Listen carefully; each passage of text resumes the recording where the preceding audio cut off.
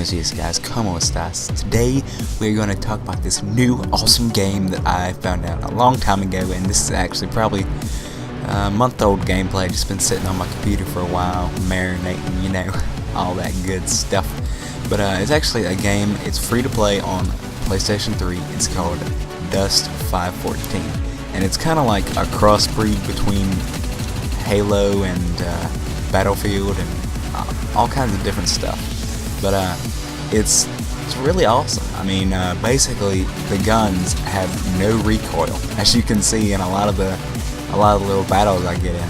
But I guess the reason I love this game so much is I hopped on it after not playing console in a pretty good while. I probably hadn't played in a week or 2 weeks or so when I hopped on, and I was bad. My accuracy was terrible.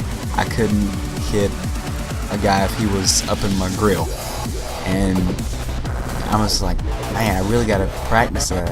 And at first it was a little frustrating because it's kind of like the Battlefield thing where you have to run forever to get to a battle, and but it does have some similarities to Battlefield 4. You can actually spawn in a battle, but the thing is, you have to run forever if you spawn at a base. Well, the default is to spawn at a base if you want to spawn within 3 seconds. But I mean, it was just horrible. I mean, a lot of people had bought guns that I didn't even have. They were so much more powerful, or they'd been playing so long. I mean, it felt like I was basically noobing it up. And I was checking through the settings on the game, and it said mouse and keyboard. So I'm like, if I've been playing computer this whole time, I've been pretty comfortable with the mouse and keyboard. So I tried it. I hooked my mouse and keyboard up and tried it out, and bam, I was doing good, like off the bat. It instantly improved my performance in the game. It was just amazing, and I guess it just went uphill from there. I love the game. It's awesome. You guys should come hang out and try it with me. But speaking of mouse and keyboard, it kind of brought me to the point where I was thinking about the new consoles are coming out, and also all the new computer hardware is coming out soon. Computers are getting better and better and better by the day. It doesn't even take months anymore, guys.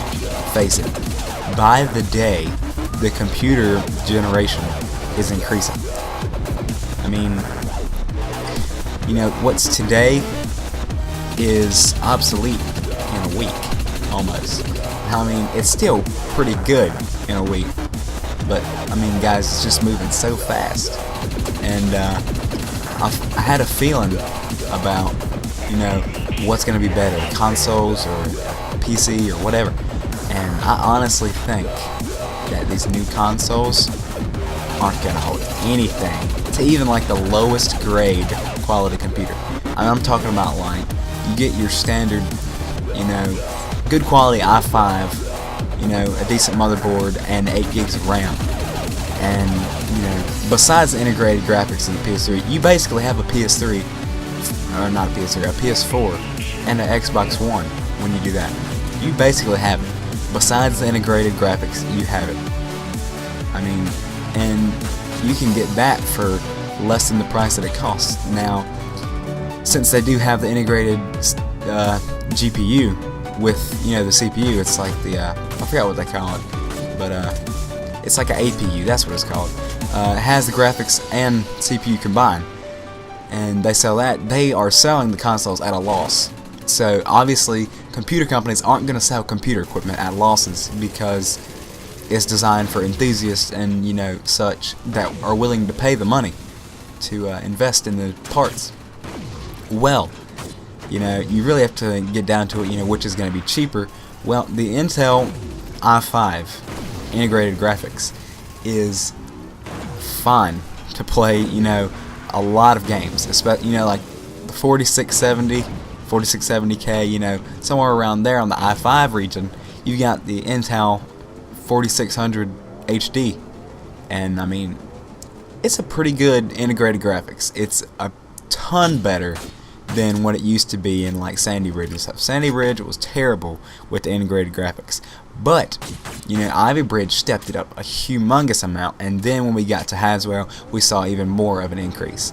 But you know, the integrated graphics on that, I wouldn't go to the length to say it's as good as the PS4 or as good as the Xbox One, simply because, you know, it's not. And I think if people were running dedicated cards, oh yeah, it'd be a lot more expensive than a console.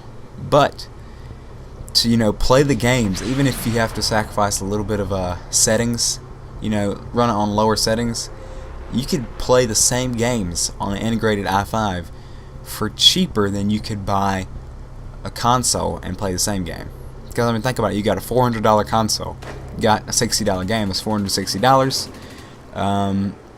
You get a, you know, 400, or you know, sometimes, if depending on how expensive your motherboard and RAM are, you could probably get a good i5 computer for around $380 to $400. You know, maybe even $360. It depends. Like I said, it just depends on mainly the motherboard, because the RAM only fluctuates between like $20, but there are vast different ranges of motherboards from like $40 to, you know, over $400 for that, you know, the i5 cycle. But you know, if you did that, you automatically just saved yourself $20 to $40. Plus the game, you know, you could probably get it on a Steam sale. But let's just say you bought it full retail, it's still that $60. You know, you're walking out of there with, you know, $420 or $440 instead of $460 or $480. You know, it's just, I think personally, you can, you know, you can build pretty much similar to the new consoles for just, you know, the same amount or cheaper. But that's my personal opinion. I think the computer race is going to get better and better and better. I don't really see much future after the next generation consoles. I mean, and it all depends on how well they're liked as well. I mean, if they're, you know, awesome, you know, then people are going to want it more and more. They're going to push Sony, going to push Microsoft to make even more. But, you know, as long as you have these hardcore PC fans, or, you know, even the noobs at PC, still, it's just, I think the prices are going to be very competitive. They're going to be very awesome pieces of equipment for all three. My personal preference, PC. My second preference, you know, basically my preference of the two consoles would have to go to the PS4, mainly because I've been keeping up with a lot of the news and a lot of the hardware specs and stuff, and the PS4 is crushing the Xbox One. Xbox is doing horrible. I think I've seen a couple trailers for Call of Duty on the PS4. That's how bad it's gotten. I'm not sure, don't hold me to that, but I think I've seen a couple trailers for, you know, Call of Duty Ghosts played on the PS4. Now, when it's getting to that, it's pretty bad, because Call of Duty is a die-hard Xbox, you know, whatever. There's no equality between the two when it comes to Sony and Xbox. Even though, you know, hardware on the PS3 and Xbox 360, they're pretty similar. It's just, you know, Microsoft and their big bucks paying to get, you know, basically a promo for every Call of Duty. It's just, it's the inequality sucks. But I think Sony has kicked them in the butt when it comes to the new console, and I'm excited to see how this is going to play out. Alright guys, thank you so much for watching. Hope you guys have a wonderful day and a wonderful week. I'm going to be heading out of town the next 2 days, so pardon me for inactivity or something. I'll be going to a funeral, so please hang in there, and thanks guys. Peace.